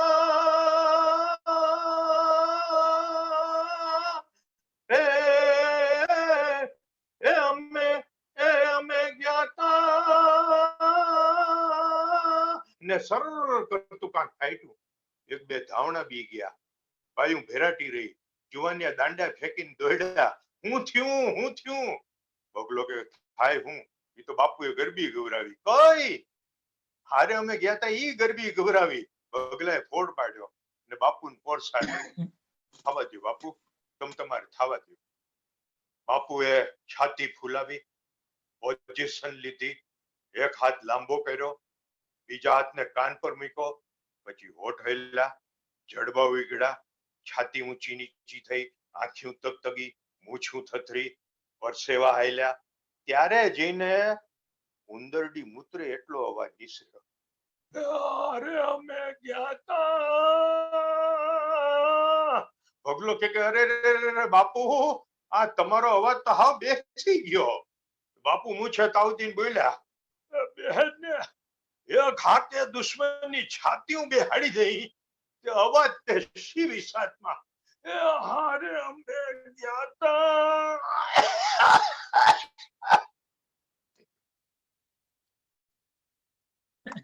સનતભાઈના અવાજમાં આ કવિતા સાંભળવી હંમેશા લાવો રહ્યો છે. આજે નહીં, અમે તો જેટલી વાર સાંભળીએ એટલી વાર અમને એટલી જ મજા આવે અને સનતભાઈ એટલી તીવ્રતાથી એટલી જ તન્મયતાથી રજૂ કરે છે. સનતભાઈ તમને ખૂબ અભિનંદન, ખૂબ મજા આવે. હવે આ પૂર્ણાહુતિ તરફ જઈએ છીએ ત્યારે ફરીથી એકવાર હું એવા મિત્ર આદરણીય રાજુલ દિવાનને વિનંતી કરું કે આવે અને રમેશ પારેખની આ સુંદર રચના રજૂ કરે. રાજુલભાઈ, તમે એક જે પ્રવૃત્તિ હમણાં લોકડાઉનના જે આ સમયગાળો ચાલી રહ્યો છે ત્યારે તમે યુટ્યુબ પર એક પ્રવૃત્તિ શરૂ કરી છે, એના વિશે પણ જરાક જણાવજો તો જે શ્રોતા મિત્રો જેને રસ હોય એ તમારી યુટ્યુબ ચેનલ પર જઈને એનો આનંદ માણી શકે. પહેલા એની બી થોડી વિશે વાત કરો અને પછી તમે કાવ્ય રજૂ કરો રપાનું. જરૂર. આ લોકડાઉનને કારણે જ આવો વિચાર આવ્યો કે એવું કંઈક નવું આપણે યુટ્યુબને માટે કરીએ અને અમે વિચાર કર્યો. અમને અમારા જે પાર્ટનર છે હેતલ જોશી, અલ્ટિમા ઇવેન્ટ્સના નિર્માત્રી, છેલ્લા થોડા વખતથી અમે જે નાટ્ય પ્રવૃત્તિ કરીએ છીએ, તો અમે લોકોએ મળીને છોટી સી કહાનીના શીર્ષક હેઠળ હિન્દીમાં કહાની એટલે કે વાર્તાઓ અમે લોકો કહીએ છીએ, 5 થી 7 મિનિટની ટૂંકી લઘુ કથાઓ, અને એ અમે દર 2-3 દિવસે યુટ્યુબ પર મૂકીએ છીએ. અને એમાં અમે આમંત્રણ આપીએ છીએ જે પોતે કવિતાઓ વાર્તાઓ લખતા હોય એ લોકોને અમે લોકો આમંત્રણ આપીએ છીએ કે તમે તમારી લખેલી વાર્તાઓ અમને જો મેલ કરશો તો અમે તમારી વાર્તાઓ પણ અમે પ્રેક્ષકો સુધી પહોંચાડીશું. અને અમારી ઈચ્છા છે કે આ માત્ર લોકડાઉન પૂરતું જ મર્યાદિત ન રાખતા અમે આ પ્રવૃત્તિ ચાલુ જ રાખીએ એવી અમને આશા છે. અને આ સુંદર મજાની નાની ટૂંકી વાર્તાઓ અમને સારો પ્રતિસાદ પણ મળ્યો છે. છોટી સી કહાની યુટ્યુબ પર તમે કરશો તો જોવા મળશે. મુકેશભાઈની પણ અમે સરસ મજાની વાર્તા રજૂ કરી છે, ઓફકોર્સ એમની પરવાનગી લઈને એમની 2 વાર્તાઓ. અને આવી રીતે જો તમે લોકો પણ શ્રોતાઓ અને આપણા મિત્રો જો અમને વાર્તાઓ મોકલશે, તમે છોટી સી કહાની તમે કરજો એટલે ઈમેલ આઈડી પણ અમારું આવશે અને એમાં તમારી વાર્તાઓ મોકલજો. અમારે આ પ્રવૃત્તિ કાયમ રાખવી છે, માત્ર લોકડાઉન પૂરતી જ નહીં.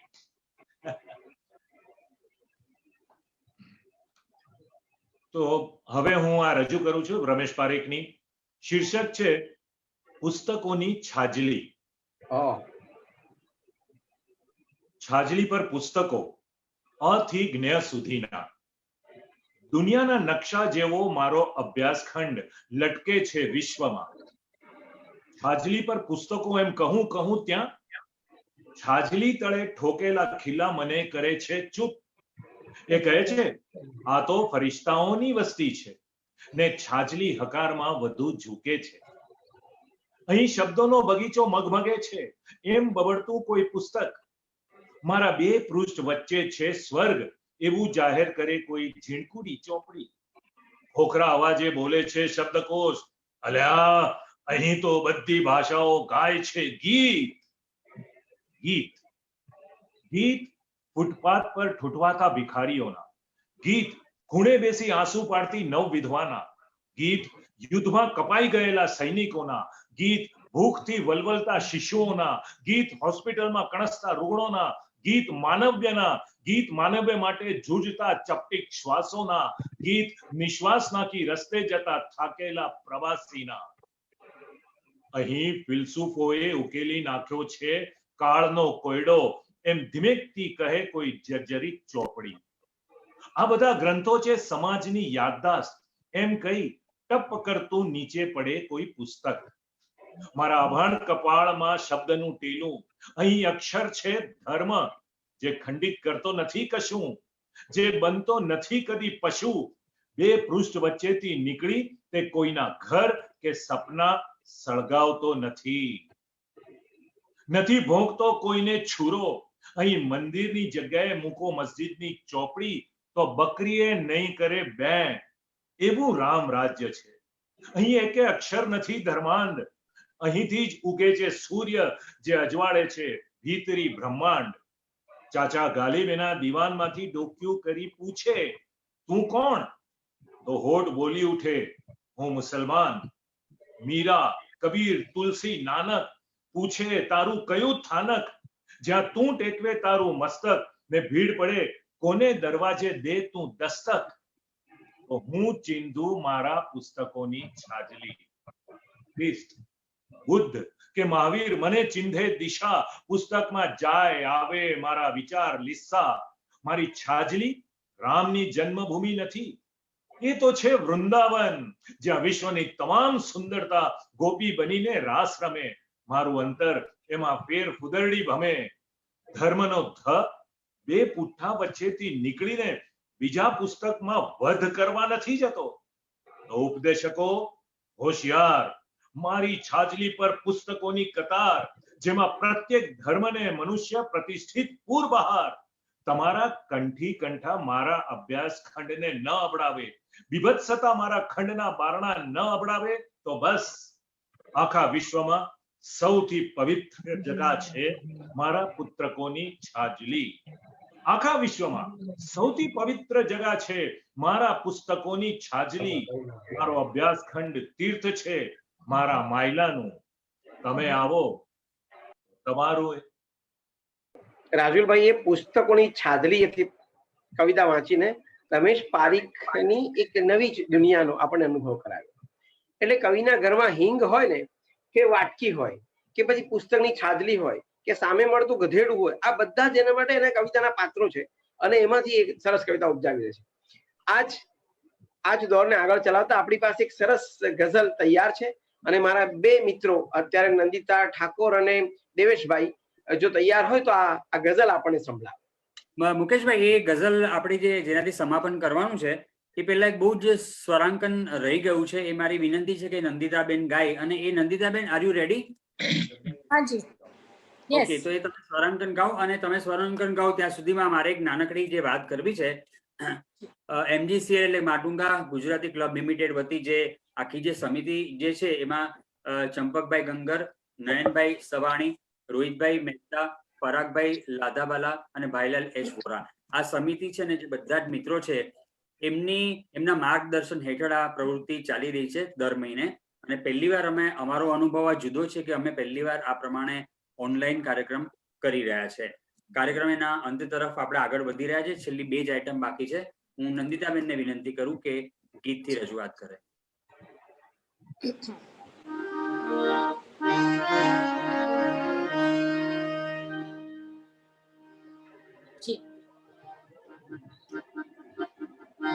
ઉત્કર્ષભાઈની જેમ મને પણ વરસાદ યાદ આવ્યો છે. એટલે ક્યાં બાત. વરસાદની પ્રતીક્ષા કરીએ છીએ એવું ખબર પડવી જોઈએ ને લોકોને.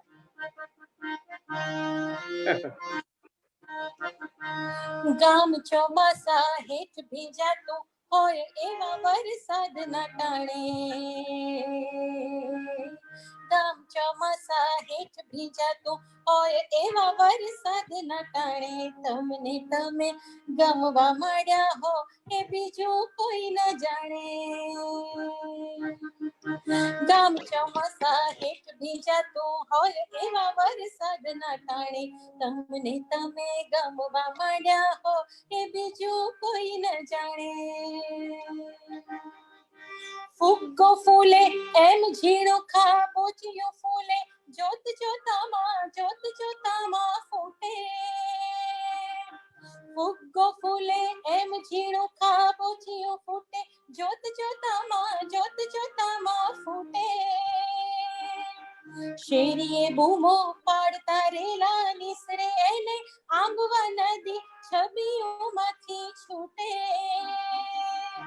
ટીપા છાંટા ચુવાવા છટ ટીપા છાંટા ચુવાવા છટ ધાર ધધુડા દોરિયા ધોધામ ધોધા આખા ગામનું ગજુ નાણે. ટીપા છાંટા ચુવાવા છટ ધાર ધધુડા દોરિયા ધોધામ ધોધા આખા ગામનું ગજુ નાણે. તમને તમે ગમવા માંડ્યા હો કે બીજું કોઈ ન જાણે. ગામ ચોમાસા હેઠ ભીંજાતું હોય એવા વરસાદના ટાણે તમને તમે ગમવા માંડ્યા હો એ બીજું કોઈ ન જાણે. જળની હેબત વાદળી જેવા મનને થાપો મારતી કેવી ગાર માટીના કુવે. જળની હેબત વાદળી જેવા મનને થાપો મારતી કેવી ગાર માટીના કુવે. તમને તમે કેટલું ગમ્યા કેમ ગમ્યા એ કોયડાનું છીછરું માથું ડૂબે. તમને તમે કેટલું ગમ્યા કેમ ગમ્યા એ છીછરાઓનું કોઈનું માથું ડૂબે. જળના આવા ઘોંચ પરોણા સમજે સહે જીવ એ પહેલા દરિયો તે ગોતાણે. જળના આવા ઘોંચ પરોણા સમજે સહે જીવ એ પહેલા દરિયો તે ગોતાણે. તમને તમે ગમવા માંડ્યા હો એ બીજું કોઈ ન જાણે. ગામ ચોમાસા હેઠ ભીંજાતું હોય એવા વરસાદના ટાણે તમને તમે ગમવા માંડ્યા હો એ બીજું કોઈ ન જાણે. તમને તમે ગમવા માંડ્યા હો એ બીજું કોઈ ન જાણે. તમને તમે ગમવા માંડ્યા હો એ બીજું કોઈ ન જાણે. વાહ વાહ વાહ વાહ વાહ. નીતા મેં કોનું સ્વરાંકન હતું આ? જી મારું પોતાનું. અરે વાહ વાહ, બહુ અદ્ભુત સ્વરાંકન છે, એકદમ રમતિયાળ સ્વરાંકન છે. ક્યાં વાત છે, વાહ વાહ. મુકેશભાઈ લખે એવું તો અને પછી તમે આપણે પેલી કરવું પડે. નંદિતા પેલી લાંબી પંક્તિ છે ને ધારિયા ધધોડા વાળી જે પંક્તિ કેટલી લાંબી છે, બહુ સરસ સ્વરાંકિત થઈ છે. કારણ કે એકે શબ્દ કાપવો કૂપવો કે છોડીને ગાવો નથી પડતો, બહુ સરસ ગવાય છે. એક લાઈન પાછી ગાઓ ને એટલી લાઈન એક લાઈન. ટીપા છાંટા ચુવાવા છટ ધાર ધધુડા ધોરિયા ધોધામ ધોધા આખા ગામનું ગજુ નાણે. તમને તમે ગમતા હોય બીજું તો કોઈ ન જાણે. વાહ. એકચ્યુઅલી છે ને સંગીતકારની અહીંયા કસોટી હોય છે કે એ શબ્દને કેવી રીતે, કારણ કે નહીં તો એટલા સુંદર શબ્દો જો મરી જાય તો મજા ના આવે. તમે બધાને જીવંત રાખીને ખરેખર પલાળી નાખ્યા. અને વાત તો એ છે કે ગામ ચોમાસા હેઠ ભીંજાતું હોય એવી વરસાદને ટાણે. ઓય હોય હોય હોય. તમે યાર એકલા કોઈ ઝાડ નીચે ઉભા હો, બે ચાર ટીપા તમારા પર પડ્યા હોય અને તમને તમે જ ગમવા લાગો, તમે તમારા પ્રેમમાં પડી જાઓ. આ મોસમની વજહ છે, આ તમારી અંદરની રસિકતા છે કે પછી કોઈક બીજો જાદુ છે? પણ it's beautiful. What a lovely poetry you have selected. Very nice. અને રમેશ પારેખે જીવન પર ફોકસ કરતા એક અદ્ભુત ગઝલ લખી છે. એ ગઝલ પૂરી થયા પછી પણ સમાપનમાં મારે બે કવિતા કહેવાની છે કવિ, પછી આપણે પૂરું કરશું. એ બહુ અદ્ભુત કવિતા છે. તો અત્યારે સમયને આપણે વળગીને ચાલીએ અને દેવેશભાઈ અને નંદિતાબેનને કહ્યું કે એ જીવનની અદ્ભુત ગઝલ જે બહુ પોપ્યુલર છે આપણા સૌમાં, આપણે એને માનીએ.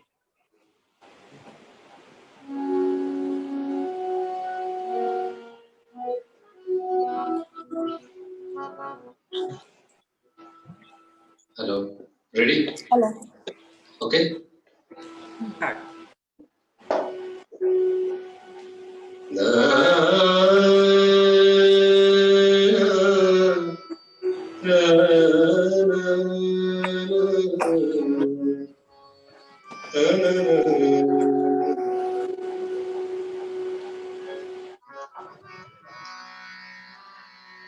આ મન પાંચમના મેળામાં સૌજા લઈને આવ્યા છે. આ મન પાંચમના મેળામાં સૌજા લઈને આવ્યા છે. કોઈ આવ્યા છે સપનું વિરાટ લઈને આવ્યા છે. કોઈ આવ્યા છે સપનું લઈને કોઈ લઈને આવ્યા છે. આ મન પાંચમના મેળામાં સૌજા લઈને આવ્યા છે. કોઈ ફુગ્ગાનું ફૂટવું લાવ્યા, કોઈ દોરાનું તૂટવું લાવ્યા. કોઈ ફુગ્ગાનું ફૂટવું લાવ્યા, કોઈ દોરાનું તૂટવું લાવ્યા.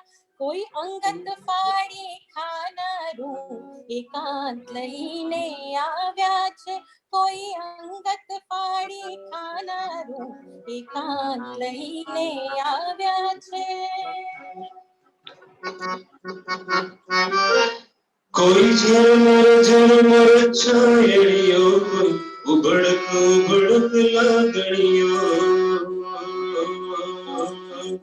કોઈ ઝરમર છાયડીઓ, કોઈ ઉભડક ઉભડક લાગણીઓ. કોઈ ફાળ તો કોઈ તંબુની, કોઈ ફાળ તો કોઈ તંબુની નિરાત લઈને આવ્યા છે.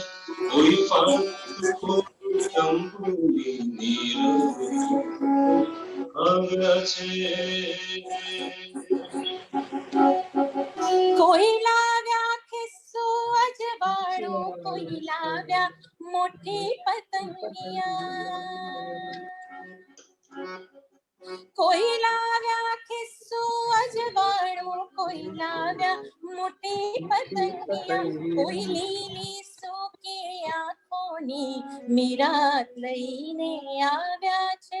કોઈ લીલી સૂકી આંખોની મીરાત લઈને આવ્યા છે. વાહ! અને અંતિમ વાત ખૂબ સુંદર શબ્દો રમેશભાઈ. આ પથ્થર વચ્ચે તરણાનું ઇઝરા બોલાવ્યો તું રમે. આ પથ્થર વચ્ચે તરણાનું ઇઝરા બોલાવ્યો તું રમે. સૌના ખંભે કવળિયાળી કોઈ વાત લઈને આવ્યા છે. સૌના ખંભે સવળિયાળી કોઈ વાત લઈને આવ્યા છે. આ મન પાંચમના મેળામાં સૌજાત લઈને આવ્યા છે. આ મન કોઈ આવ્યા છે સપનું લઈને, કોઈ જાત લઈને આવ્યા છે. કોઈ આવ્યા છે સપનું લઈને આવ્યા છે. આ મન પાંચમના મેળામાં સૌજા લઈને આવ્યા છે. આ મન પાંચમના મેળામાં સૌજાત લઈને આવ્યા છે.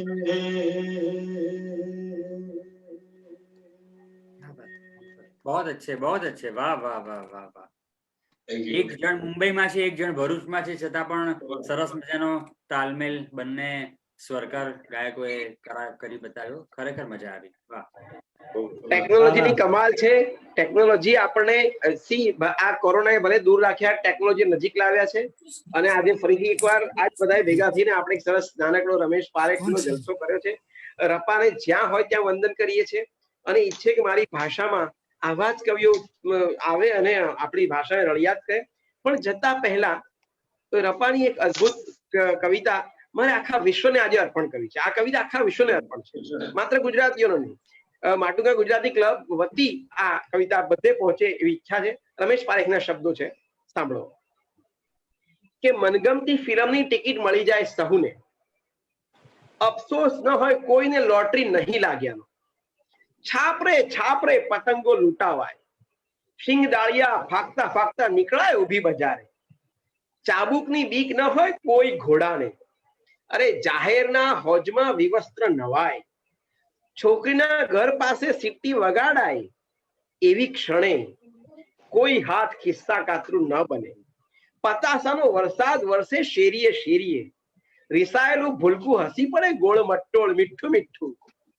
ટ્રેન નીચે કપાયેલું આંધળું કૂતરું જીવતું થઈને પાછું દોડી જાય. દુષ્કાળની આગાહીઓ ખોટી પડે, કતલખાનાઓ બંધ થઈ જાય, વૃદ્ધોને ફૂટે દૂધિયા દાંત, વાંદણી સ્ત્રીનો ખોળો ભરાઈ જાય બાળકોથી. દરેક બાળક પાસે હોય એના પિતાનું નામ, અને નગર નગરમાં ઉજવાય કવિતા વાંચનના ઉત્સવ. આવા આશીર્વાદ રમેશ પારેખે આપણને પાઠવ્યા છે કવિતા દ્વારા. આપણે ઈચ્છીએ કે સમગ્ર વિશ્વનું કલ્યાણ થાય. કોરોના સાથે જીવવાનું છે કે એના વગર તો ખબર નથી, એ તો ભગવાન જાણે. પણ આપણે આ ઉત્સવો કરતા કરતા આપણી જિંદગીને ખૂબસૂરત રીતે જાણીએ, માણીએ, મનાવીએ, એકબીજાથી દૂર રહીને પણ ટેકનોલોજીથી પાસે રહીએ. આપ સૌને ખૂબ આભાર. Over to Hitenbhai. Mukeshbhai, thank you very much. ખરેખર આપ સૌ કલાકાર મિત્રો આજે રમેશ પારેખને ફરી જીવતા કર્યા. 17મી મે 2006માં એમનું નિધન થયેલું, એટલે લગભગ 14 વર્ષ પછી. માટુંગા ગુજરાતી ક્લબમાં મંચ પર આપણે અનેકવાર સર્જકોને યાદ કરતા રહીએ છીએ. બહુ જ વર્ષો પહેલા સુરેશભાઈનું સન્માન કરેલું. એ ઉપરાંત અનિલ જોશીના કવિતા અને વાર્તા. અનિલ જોશીને આપણે કવિ તરીકે જાણીએ છીએ, પણ એક પ્રોગ્રામ એવો કરેલો જેમાં તેમની વાર્તા પણ સિલેક્ટ કરવામાં આવેલી. એનો એક ડેડિકેટેડ પ્રોગ્રામ કર્યો. એક પ્રોગ્રામ રમેશ પારેખનો પણ કરેલો ચૌવાણમાં. બધા જ મોટા પાયાના પ્રોગ્રામો કરેલા હતા. એક સર્જકને પોખવાની જે આ પ્રથા છે, આવી સંસ્થાઓના ઉપક્રમે થાય છે, ખરેખર પ્રશંસનીય કામ છે. માટુંગા ગુજરાતી ક્લબ દર મહિને પ્રોગ્રામ કરે છે. હવે ખબર નથી લોકડાઉન કેટલું ચાલશે. જો જૂન મહિનામાં અમે તોરણ હોલમાં જે ગ્રાઉન્ડ ફ્લોર પર છે પ્રોગ્રામ કરતા હોય છે, એ જો શક્ય નહીં બને તો ફરીવાર ઓનલાઈનના સહારે જવું પડશે. અનેક ત્રુટીઓ હોય છે, વોઇસની, વિડીયોની, એ બધી ત્રુટીઓને આપણે નજરઅંદાજ કરીને પણ ફરી એકવાર જો પ્રેક્ટિકલી પોસિબલ નહીં હોય તોરણ હોલમાં કાર્યક્રમ કરવાનો, તો ઓનલાઈન કન્સેપ્ટ સાથે ફરીવાર આવતા મહિને કે મળીશું. એની અનાઉન્સમેન્ટ અમે ટૂંક સમયમાં જ માટુંગા ગુજરાતી ક્લબ લિમિટેડના પેજ ઉપર અને મારા ફેસબુક એકાઉન્ટ ઉપર જાહેર કરીશું. વિશેષ આભાર મિત્ર પુલકિતનો. પુલકિત શાહ, અમેરિકા, બોસ્ટન. આજે ઘણા બધાના સર્વર ઝૂમના ડાઉન હતા, ઇન્ડિયામાં ઘણા બધાના પ્રોબ્લેમ્સ હતા. મને ચિંતને એક કન્સર્ન સાથે આ વસ્તુની વાત કરી, વાકેફ પણ કર્યો. પણ ઈશ્વર કૃપા કે આપણે બધું સમૂહસૂત્રું પાર પડી ગયું. પુલકિતનો આભાર. અને ચિંતન તો સતત અમારી સાથે છે જ, ટેકનિકલી પણ ખરી અને સાયકોલોજીસ્ટ તરીકે પણ સરી એ માર્ગદર્શન આપતો રહે છે. હું સર્વ કલાકારોને વંદન કરું છું અને શ્રોતાઓને વિનંતી કરું છું, જો આજનો પ્રોગ્રામ આપે ગમ્યો હોય તો જરૂર પ્રતિસાદ આપશો, તો અમે આવા પ્રકારના નવા કન્સેપ્ટ લઈને આપની સમક્ષ આવીશું. Good night. Thank you very much. Club વતી સૌનો ખૂબ ખૂબ આભાર.